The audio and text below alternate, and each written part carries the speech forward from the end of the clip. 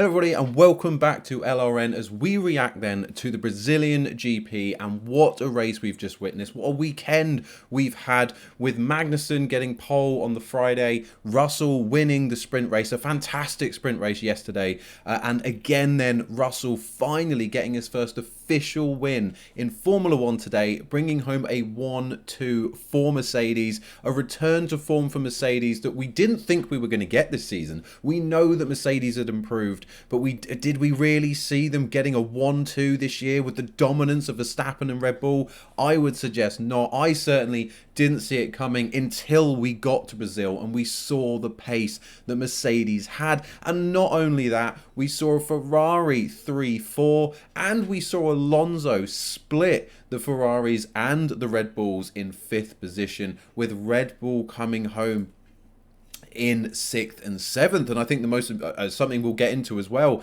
is the fact that Verstappen seemingly, I'll need to go back and watch. Obviously this is an immediate reaction, so I'll need to go and see what's happened or what communications happened at Red Bull, but at the moment at least it seems as though Verstappen has ignored the team orders given to him as they headed into the final lap. He was told, allow Perez to overtake, regain his position if you are unable to make a move on Alonso after turn 12 on the final lap. And Verstappen has come home ahead of Perez and not ahead of Alonso. So definitely some just outright choosing not to follow team orders there. We will find out more, but the immediate aftermath looks like Verstappen's annulled team orders. So that's one thing we need to get into as well. Whole host of things have gone on in that race. We've obviously had the safety cars, we've had incidents, so we're going to go through all of them.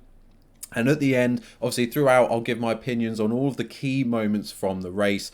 And then at the end, I'll give you my driver of the day. But I want you, first of all, if you like the Brazil GP, if you've enjoyed the Brazil GP weekend, hit a like on the video to show some love for the Brazilian GP, because I think that is one of the best races, best race weekends, certainly, that we've had this season. And of course, it's easy to, the more recent the race, the easier it is to keep it all fresh in your mind. But certainly from an excitement point of view, I think this is right up there with as one of the best GPs and certainly best GP weekends of the year. But let's get into it then. So loads of incidents going on. We had, obviously, I foresaw it where as soon as K-Mag got that pole position, I felt so strongly that something was going to go wrong this weekend. Something was going to put a dampener on it. And of course it did. He had the incident with Ricciardo, all Ricciardo's fault. It's weird, he's kind of seemingly sort of hit the accelerator, he's gone into the back of him when there was no space. I don't know what Ricciardo was doing at that point, and then to follow that up, I know it's a split moment decision, but where else was Magnussen going to go than sort of roll off the back of the track back onto the grass? Ricciardo's obviously gone for the position, he's trying to go around Magnussen, and he was only there because of what Ricciardo's done in the first place. And probably just, in a just world, Magnussen has taken out Ricciardo with him. But of course, if Ricciardo hadn't gone for that, if he'd waited for Magnussen to go off, they both probably could have continued in the race, and Magnussen could have seen out at least the rest of the weekend. And we saw that drivers that suffered at the beginning of the race with initial incidents managed to come right back into it because of the way the safety cars panned out. So actually, Magnussen could have gone on to have a really good race. So could have Ricciardo had they not had that secondary incident. So really unfortunate for Magnussen there. A bit of a sour way to end what has been a fantastic weekend for Haas and Magnussen, but at least they got that point in the sprint race yesterday. But as I said in that sprint, in the reaction to the sprint race, there needs to be something done in terms of the way the grid is decided for the Sunday to not punish those like Magnussen who managed to find themselves out of position at the front of the grid. He should have been able somehow to, of course, start. And anyone who manages to qualify near the front maybe should be given then allowances to where they start on the Sunday. But that's a different discussion.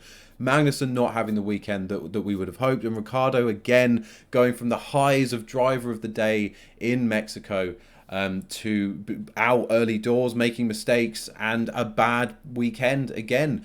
We saw Norris had improved pace over Ricciardo, and Ricciardo having the incident, dropping out the race, and putting what was the first nail in the coffin of McLaren's hopes of beating Alpine. Another key thing from this weekend is I think that's it now. I think that, what we've had The Alpines finish in 8th and 5th with Alonso. So Ocon 8th, Alonso 5th. That's a huge points haul. And for me, too many points for McLaren to overcome without an absolute miracle with loads of people crashing, getting out the way, both Alpines out the race, and the McLarens finishing way, way up the grid.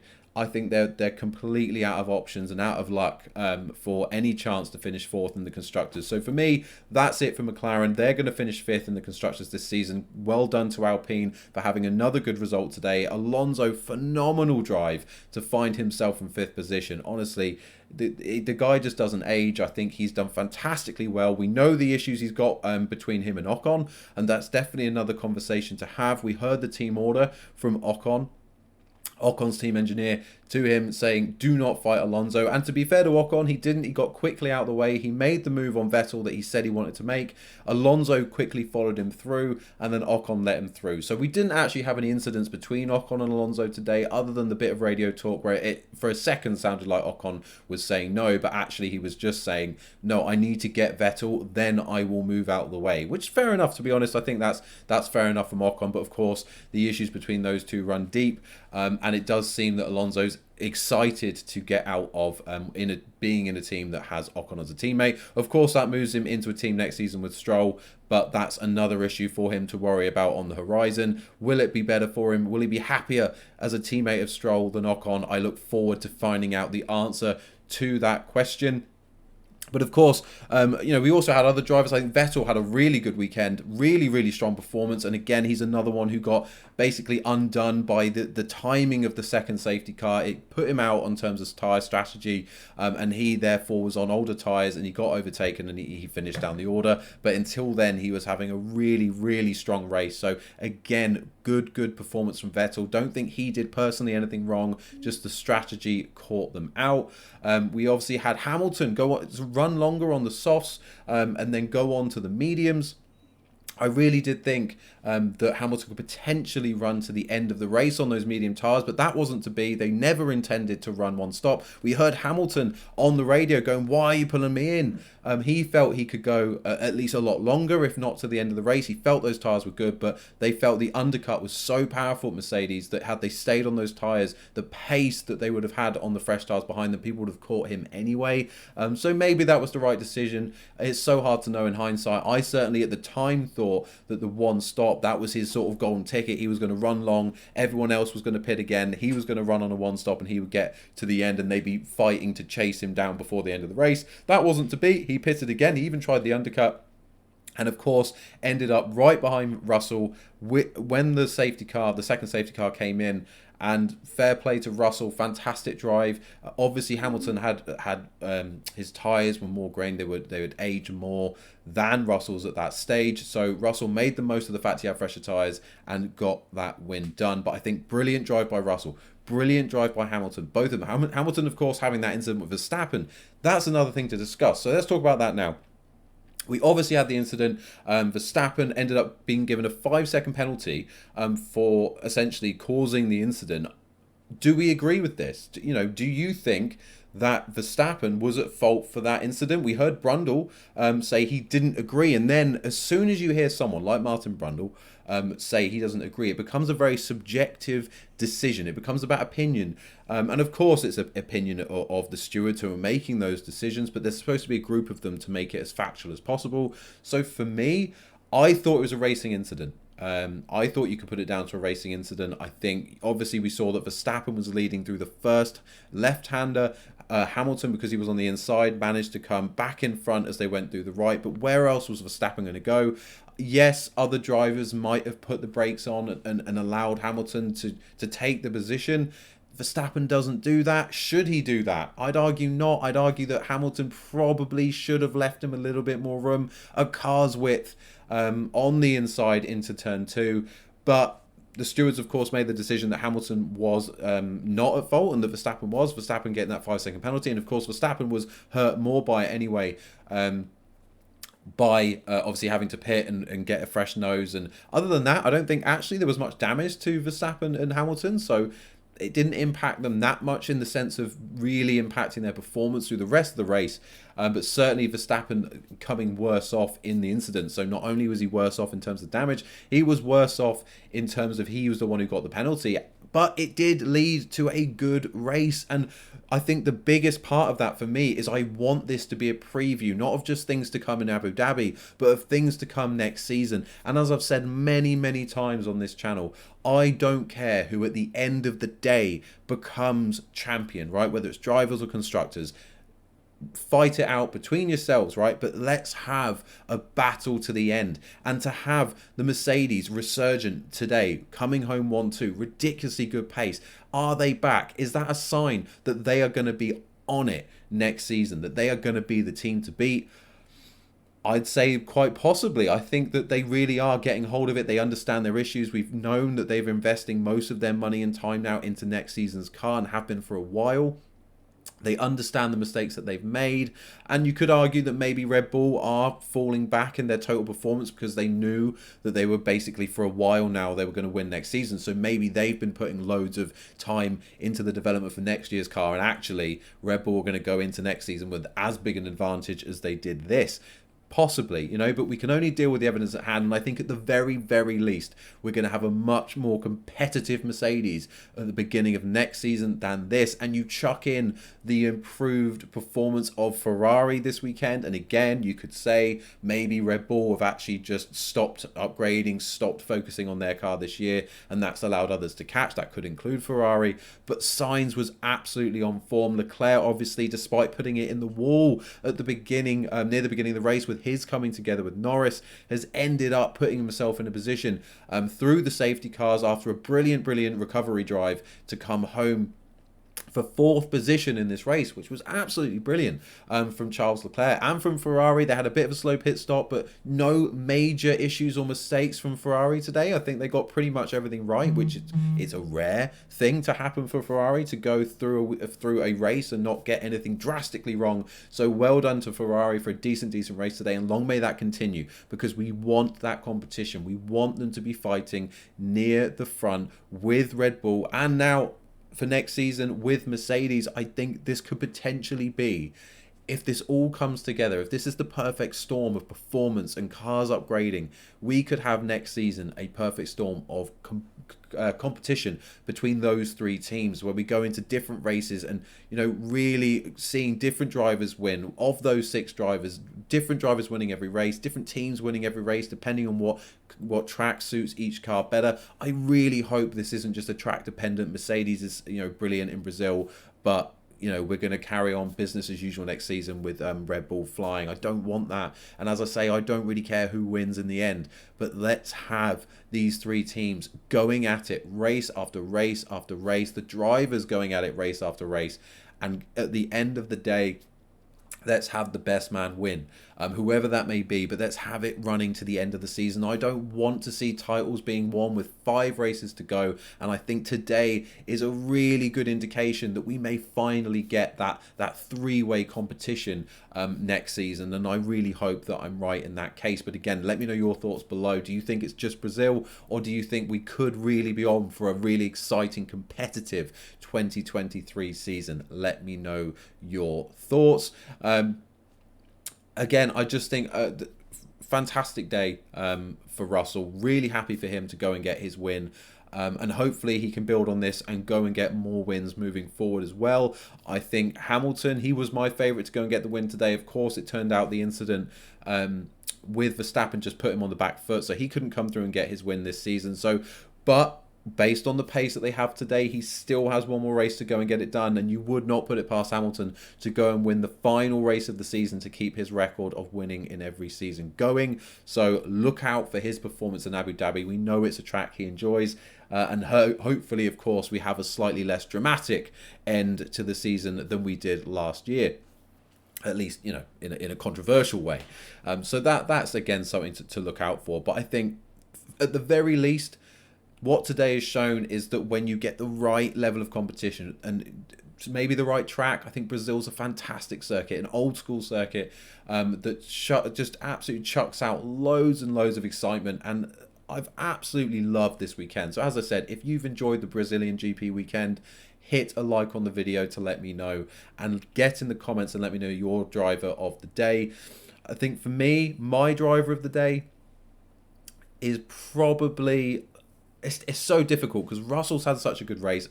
Hamilton, obviously, recovery drive after the incident with Verstappen recovering from that incident after having the pit early. He's obviously come through and finished ahead of his teammate despite the team order issue, which of course is something Christian Horner's going to have to deal with. I'm interested to go and find out what the reasoning behind Verstappen ending up at finishing ahead of Perez is, despite those team orders. I don't think it looks good. I think, look, Verstappen, you've won the drivers, you've won the constructors. Perez is there fighting for second place in the Drivers' Championship. It's the only thing he's got left to win, and you're going to take that away from him. You can't just pull over and let the guy come home ahead of you just for a couple of extra points. You lose absolutely nothing, Verstappen, but you couldn't even let him have that. And honestly, as I say, other than the diehard Verstappen fans, I think it's incidents like that that can make it difficult. I could be wrong. There could be another reason. There could have been a change in communication, something that says, actually, you know what, you're so far ahead of him now, don't pull over, there's a risk to it, just come over the line. Maybe that's happened, and if so, fair enough, Verstappen, I take it back. But if that isn't the case, if you have just ignored them and taken those key points away from Perez going into the final race of the season, that to me is not acceptable. I don't care if you're the Drivers' Champion, I don't care if you've won the most amount of points in history. For that reason, you should be doing it. You should be allowing your teammate to come home and get something out of his season. But I do have a different opinion with the Leclerc Sainz fiasco. So Leclerc's saying, get Sainz out the way. When Sainz is on for a podium, that's where I would draw the line. When it comes to those records, having podiums, having race wins, you can't take that away from Sainz. Sainz is there. He's your competition. He's been brilliant in the last few races, Carlos Sainz. He's definitely been performing at a higher level than Leclerc, in my opinion. And he's earned that podium today. I think Sainz has been top class all weekend. Really, really quick. We saw it in the sprint race. He was absolutely on it. So if they had asked Sainz to move over and let Leclerc through because of his position in the Drivers' Championship, I would have said, absolutely bugger off, I'm having my podium if I was Carlos Sainz. But again, it's a very different situation to Verstappen, who's already won a ton of races this season. He's already broken the records. He's already won the Drivers' Championship. He has nothing more to gain. It wasn't for a race victory. It wasn't for a podium. It was just for 6th place. So get out the way and let Perez take the position. But as I said, I'm happy to take that back if it turns out there was another reason for it. But as things stand at the moment, that's just my take on it. But we'll come to it then. My driver of the day. And as I said, so difficult with so many good drives. I think Bottas was another one. Bottas had a really, really good race. Don't forget about him. I think he was quality. And do make sure you subscribe to the channel because I will be going live with a chart show which will basically cover the performances, the top 10 drivers in F1 based on Mexico and Brazil. So we'll be going with that in the next few days. So make sure you subscribe and hit the bell icon to be notified when the chart show goes live. But for me today, I'm going to go with Fernando Alonso. I think the fact that he managed to finish and split the Red Bulls from the Ferraris, I think that's an absolutely phenomenal job. We saw him pit really, really early on, which turned out to be a really good strategy. Of course, it put him way down the order, but he's flown through the grid, past loads of people. He's been through the middle sector moves that he made. Fantastic signs as well. Some of the moves he's made in this race were absolutely phenomenal. He was definitely a candidate for driver of the day as well. But for me, just because he's in the Alpine, just because he's managed to get to 5th, but because he's managed to split the Ferraris and the Red Bulls, I think for me personally, Alonso is driver of the day. I think you could easily go for George Russell, of course. I think if it wasn't Alonso, it would be George, just because he's had a faultless drive, right? Absolutely faultless. He won the sprint race to put himself on pole position for today, and he's absolutely nailed it from start to finish. He hasn't put a foot wrong. You couldn't ask any more of him, and when he had the safety car restarts, he's absolutely nailed them. He hasn't given Hamilton a look in. Obviously Hamilton nearly losing out of position, and that's obviously where the incident with Verstappen came. But I think, again, Russell hasn't put a foot wrong. So if your driver of the day is Russell, absolutely couldn't disagree with you at all. But just for me, I'm going to go for Alonso. But again, if you've enjoyed this race, hit a like on the video. It's been a fantastic weekend, and I need a like on there to show me that you've enjoyed the Brazilian GP as much as I did. And leave me a comment and let me know who your driver of the day is and why. Really interesting read for me. I like seeing what you guys think, what the fans are thinking, who was your unseen gem of the race, but of course, who was your driver of the day. Otherwise, I say they're my initial thoughts. It's my immediate reaction to the Brazilian GP. That's one I've really enjoyed, and I hope you have too. So all I'm going to do is thank you so much for watching. And as I say, make sure you're subscribed, hit the bell icon, because we will have more videos up soon, including the chart show, which will be covering the driver's performance from this race and Mexico. So make sure you are subscribed for that. Otherwise, thank you so much for watching. Hope you have a great day. Goodbye.